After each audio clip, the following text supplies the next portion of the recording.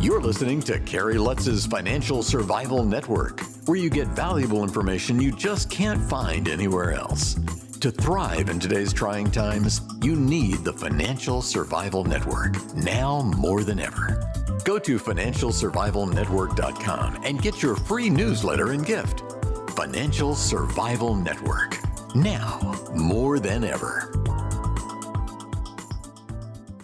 Welcome. You are listening to watching the Financial Survival Network. I'm Kerry Lutz. Well, it's 2023, to be precise, January 3rd. Hey, forget about New Year's resolutions. We deal here with actions. I'm personally not a believer in resolutions. I'm a believer in goals and accomplishment. And hey, Robert Bendetti is with us. You find him at globalcfocouncil.com. And Robert's going to talk with us about 12 things that you could do as a wage earner, as a small business person, to make your position come 2024 to be far better than it is in January of 2023. Robert, it's great to have you back. So, New Year's resolutions out the window. Let's talk about action. Kerry, it is a pleasure to be back. Love listening to the podcast, love being on the podcast, and would love to share maybe new career and in the new year, some ideas about how we could all, maybe that job we've been at is getting a little stale, and some ideas about either getting a promotion where you work or getting a promotion, making a lot more money at a new company in the new year. What do you think? I like it. I like it a lot. So, it sounds like it should be pretty easy, right? But it's not that easy, is it? I think people make a lot of mistakes. They're investing, or a lot of people think that it'll just come into them. The ideas will just, the opportunities will just arrive, and they don't. So first idea about, and you said it, action, is I think 99% of success is just talking to your friends, family, and business contacts, and letting them know that you are interested and open to new opportunities, that your network is the best place to find new business if you're an entrepreneur or a salesperson, or new career opportunities if you're an employee. So I wanted to start with the easy one, but it's important to remember 99% of it is just talking to your network. Okay. So just define your network. Who does that include? Well, certainly your family and your friends. And if you've thought about this in advance, it should include your business contacts. And for some people, that is just the few people that work within 10 feet of you. But I think if you're proactive, it can include your community, your civic, your industry associations that you're a member of. And so it's everybody that has any connection to you. If they know you, I consider that part of your network. And I'm a little older maybe than some of the people on the call. There used to be something called Amway, and they'd sell you anything everywhere. That's how you got to treat yourself when you're looking for a new career in the new year. Anybody asks how you doing, you say, "Oh, I'm doing great, but I could always be doing better. Let me know if you hear of a new opportunity." Talk to everybody. Okay. Number two, a more specific idea. I think this is a great lead. If you're an entrepreneur, or you're a salesperson, or you're selling yourself, trying to find a career, the Inc. magazine publishes 500 fastest growing companies in America edition every year. And on their website, they have the 5,000 fastest private companies. Every single one of those companies are hiring all the time. They're just too busy to advertise. And so if you're looking or considering a new career in the new year, you should reach out to the owner, the president, directly of the companies that are on that list. You can go to inc.com, and there's a link to the 5,000 list for each year. So you could pick the current year, or maybe go back a couple. And you can search it by industry and location. So if there's a specific industry that you really like, or there's a specific geographic location that you want to stay in or you want to move to, I think that the Inc. 500/5000 list is a great place to go look. Mm-hmm. All right, that's pretty cool. And you just find it at Inc. Magazine. Is that the deal? Yeah, Inc.com, INC.com. Great magazine, by the way, from entrepreneurs to entrepreneurial people. I think it's a great magazine, and they put together a great list. It's always at the top of the banner to see there who are the fastest 500/5,000 fastest growing private companies in America. All right. Hey, so you think that they're all always hiring, and it's that easy to do it? All the time. Absolutely. They're growing so fast. They can barely keep up. I promise you, they are all hiring. Really? Absolutely. I had no idea. Yeah, if you're selling something, obvious. I promise you, they're buying it. So that's you're looking for 5,000 new leads. Go to that magazine. Right. Wow, that's amazing. I had no idea.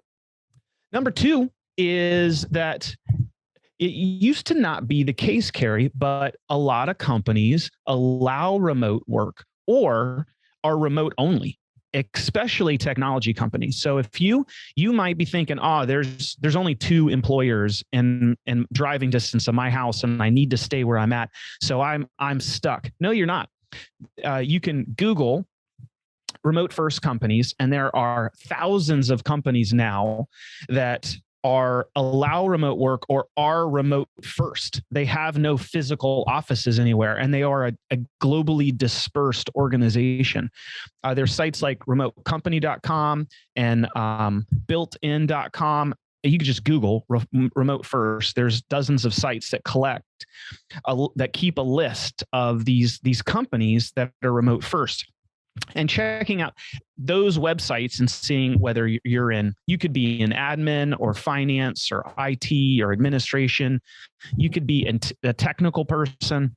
There is an amazingly fast increasing number of companies that allow remote work. And I think that opens up the aperture if geographically you're kind of stuck in a particular place. Maybe, like me, you got kids in high school.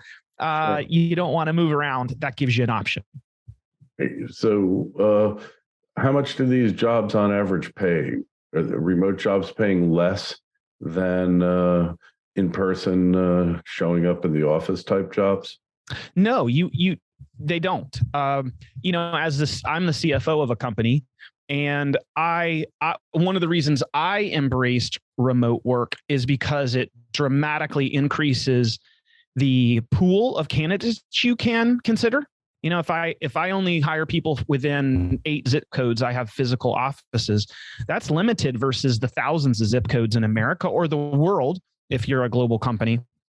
And so we've never changed the salary ranges for these roles. It just gives us an absolute 2x, 3x, 4x increases the number of applicants we get by just offering that remote option. Some people love coming to the office. That's great. We allow all of our offices are open all the time, but some people like the remote thing. So no. Now, if your company is based out of New York and you switch to remote first or remote only, then you may try to alter your salaries if every one of your salaries is remote based and now you're hiring people in Idaho.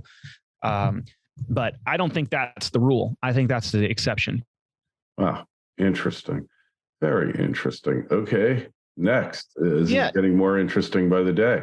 Yeah, I want to back up a little more blocking and tackling, but I still see a lot of people that don't do this. Is please update your LinkedIn profile. Please provide like the best picture you got of you, not of you next to someone at a wedding. All right, just you, just a good professional picture of yourself. Your camera could take a great headshot. You don't have to get a professional headshot that you paid for, but just put up a great picture, fill out your work history, put some skills and some keywords in there and grow your network to a minimum of 500 connections. You can start with me. All right. I think I'm the only Robert Bendetti on LinkedIn. There aren't a lot of Bendettis, and I accept all connections. But please do that. If you start networking, you start applying for jobs, you reach out to recruiters or executive recruiters, or if you're an entrepreneur or a salesperson and you're selling something, people are going to check out your LinkedIn profile. And if it's not there, or I think less of salespeople and entrepreneurs, if they don't have a LinkedIn profile, there's nothing there. Then you're just not a real business. Interesting. Interesting. Well, I agree with you there. That's for sure. Huh.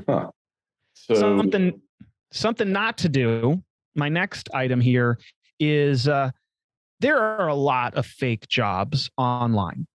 So spend 1%. If 99% of it is networking, 1% of your time can be on your computer applying for jobs.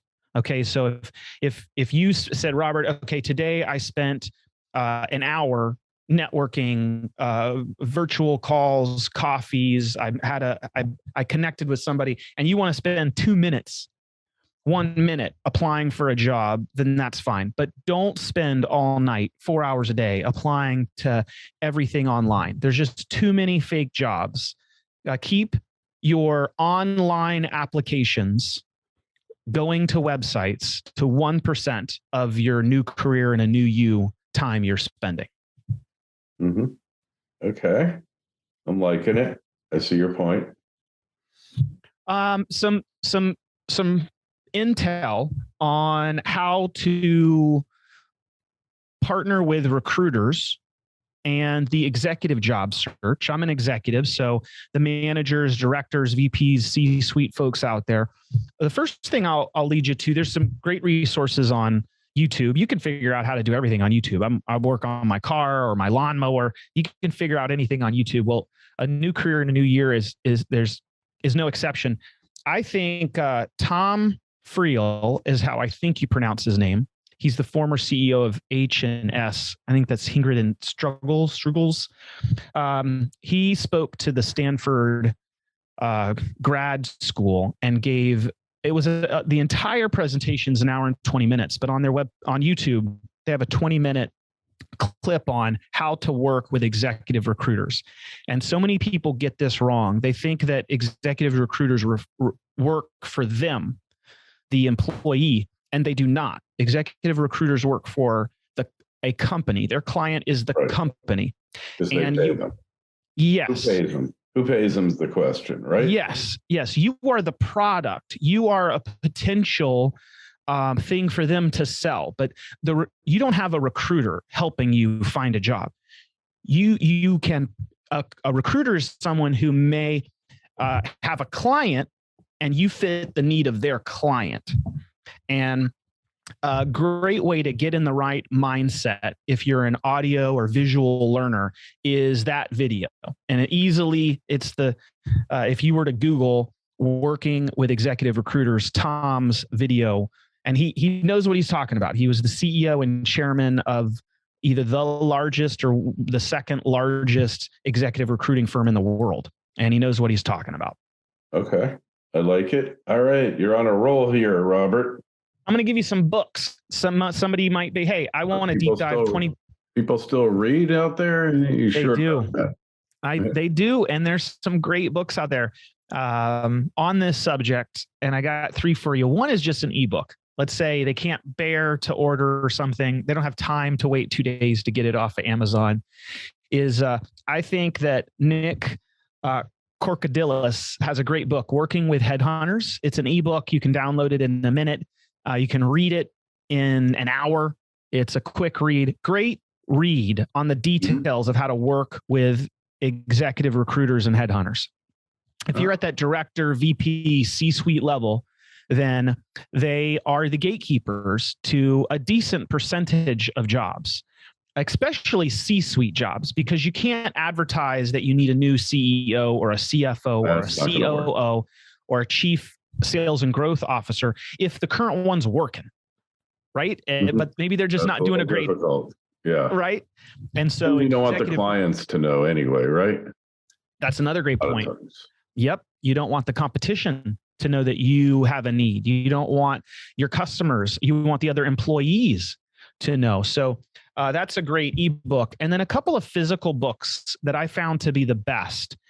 Simon Gray wrote Super Secrets of Successful Executive Job Search. You can get that on Amazon. Fantastic. And Summer Hackley wrote Search in Plain Sight, Demystifying Executive Search. And I'll send you the links to all this stuff, Kerry, if you want it. Those 3 books are the best books I've read on senior leadership, partnering with executive recruiters, and you'll learn everything you need to know and more. And it will increase your chances of success in working with executive recruiters 2, 3, 4, 5x. Mm-hmm. Excellent. All right. We got a couple more to go. Don't just survive, thrive.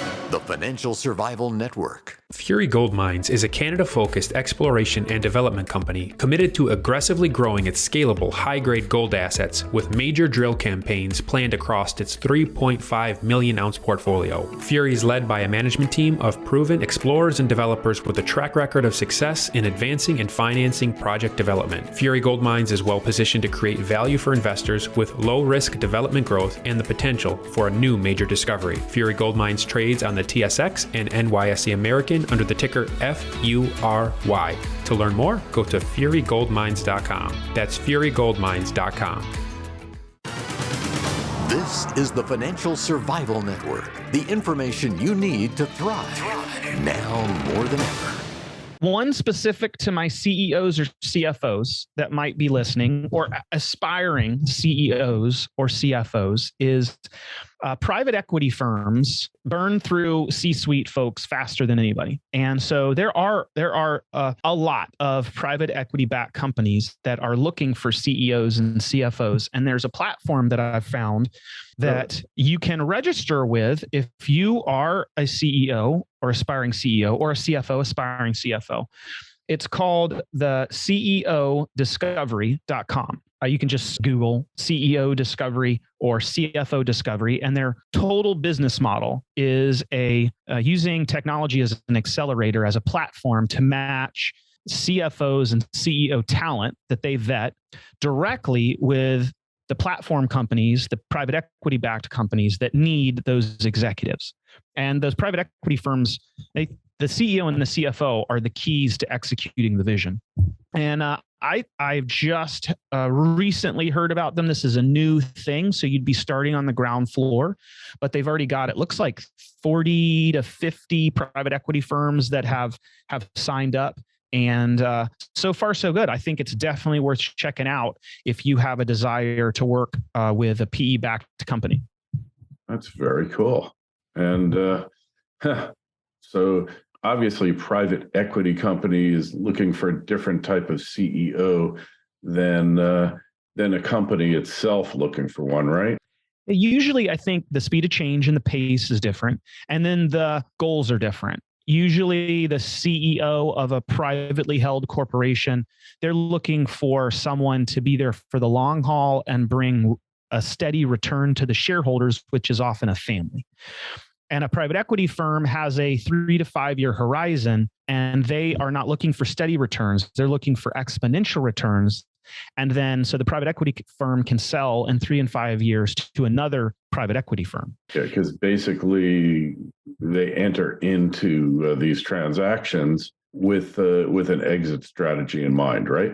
Absolutely. And just fast paced, a lot of really smart people working at the private equity firm, and these investment bankers, they analytical, data-based, fast-paced, high speed, low drag is what they're looking for. And so if you're the kind of person who likes the slow and the steady and the methodical, not a good match. If you like the fast-paced transformation, you could be a perfect match. If you like to fire people, it's probably a good place for you. Another idea, we kind of got high level. Let me get down to the micro level. Is in every industry, there is a group for folks that are considering new opportunities. I'm a finance person. I'm the CFO of an engineering company. So I mainly know of things in my space, but I have talked to enough engineers and salespeople to know that there are organizations like this and others. But if you're a finance person listening to this, an example would be FANG, a Financial Executives Networking Group. It's free. You join the group. You immediately have a network of 34,000 people, and they post an email every day with ideas on how to look for a new job. And once a week, they post opportunities that companies or recruiters have partnered with them to share. And it's a great way to jumpstart So if you're in sales or you're in operations, there's something like that for you. If you're in finance, this is a great thing to join. Financial Executives Networking Group. You just Google it, and on their website, you can see the form to apply to join. Great organization, and would recommend everybody listening to join something like that if you're thinking, okay, I need a new career in the new year. All right. So, but what about like some fast growing industries? Like you said, the Inc. 500, Inc. 1000, they can't get people quickly enough. But what about others? Well, I think that some specific industries that I have found that are really hot, I think logistics is really hot right now. There's a lot of companies in the logistics and distribution space that have done really, really well, and they've been really busy over the past 3 years, and they will continue to do so. They're very fractured and separated. And so one of the things I've heard talking to some folks in private equity and some of the recruiters that I'm talking to is a lot of companies are turning over the executives because I think this is a time to expand, or private equity firms are trying to come into this space, buy a platform company, and then acquire others to create, instead of this separate, disconnected industry, kind of connect it together. So I think that somewhere specifically logistics and distribution that I would say is of key opportunity. And so if you're in sales, you're in IT, you're in operations, you're in finance, all of those things I think are industry agnostic, and you have an opportunity to kind of check out that industry as an example. Okay. All right. And what else we got? Some other things, I can't remember what number we're at here, but I think we're about number 25, but that's fine. We always deliver more than we promise on FSN. Never forget that, Robert. Just some quick things. These aren't fancy, but just good reminders is that you do need to reach out directly to these recruiters, and how to do that you will learn by reading those books. But one little tidbit is you don't email them your resume and a long email of everything you're looking for. It's very short with no resume, maybe a link to your LinkedIn profile. That would be it. But it's a couple of sentences. But you do need to network with recruiters. And when you're having these conversations with your family and friends and your business contacts, ask, hey, what network of recruiters do you have? What recruiters have you used to find your job? Or what recruiters have you used to fill positions within your company? And would you, you've Julie and you use Jessica. Hey, would you mind giving me a virtual introduction? Or could I mention your name when I reach out to them? That's a key step. With it, real emphasis on it being very, very short. And then the second thing is, if you're in that executive level, VP, C-suite level, is the top 20 executive recruiters. You can Google them. There's a list. They're ranked every year. And the top 20 are always the top 20. Right. 90% of them, you can register on their site and upload your resume to their website. Mm-hmm. So I don't know how beneficial that really is, but it's better than nothing. And it's the kind of thing, like if you're going to do something online, the 1% of the time, I think it can directionally help you to at least be visible to these top executive recruiters. If they did a quick search on the skills that you have, Kerry shows up as somebody with this experience that's really critical to my placement. All right. So let's talk about, is this a case of the more you throw up on the wall, the more that's going to stick? Is that what we're talking about? No, I just think you need to make yourself visible. You need to, it's about being a visible expert in the space. And it's also reciprocal, Kerry. You bring up a great point, is when they reach out and let's say the role isn't right for you, you still respond to them and say, hey, Jessica, thank you for reaching out. I don't think that I'm a good match for your client, but I may have someone in my network that is.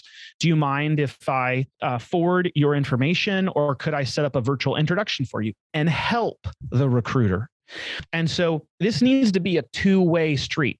If somebody, you say, hey, I'm looking, and they say, hey, I'm looking too, well, then you help them out. Every part of this needs to be a two-way reciprocal relationship.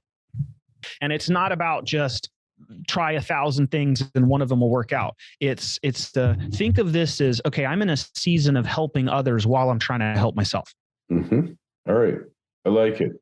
All right. Give us one more, because we could go on with this all day here, Robert, but one big one now.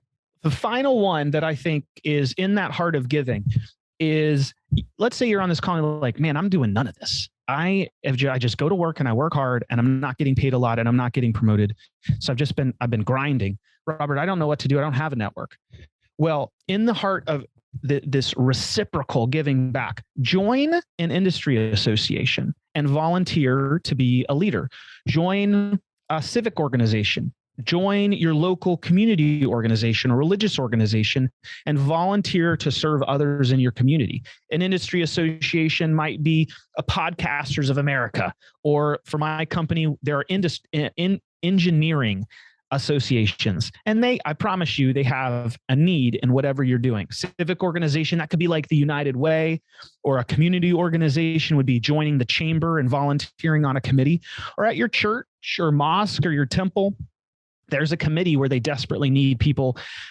And by giving back, you're building that network. It's a win-win. Okay, I like it. All right. Well, I think we've covered a wide swath there that can be very helpful to you in finding the exact place where you want to be, and at least expanding the pool of opportunities to many of which you didn't even know about. Robert, hey, tell us how we contact you, how we connect with you on the web. Connect with me on LinkedIn. I have a profile. I actually have a professional headshot, and my LinkedIn profile is filled out. So I am following the advice that I'm giving. And I think I'm the only Robert Bendetti that's a bean counter, and I'd love to connect. All right. Hey, if you got a question for Robert, shoot us an email, kl@kerrylutz.com. Don't forget, when you're at the site, financialsurvivalnetwork.com, sign up for your free newsletter. Robert, always a pleasure. Thanks so much for stopping by. Healthy, happy 2023 to you and yours. Thank you. Thanks for listening to Kerry Lutz's Financial Survival Network, your solution to today's trying times. For the latest, go to financialsurvivalnetwork.com. Financial Survival Network, now more than ever.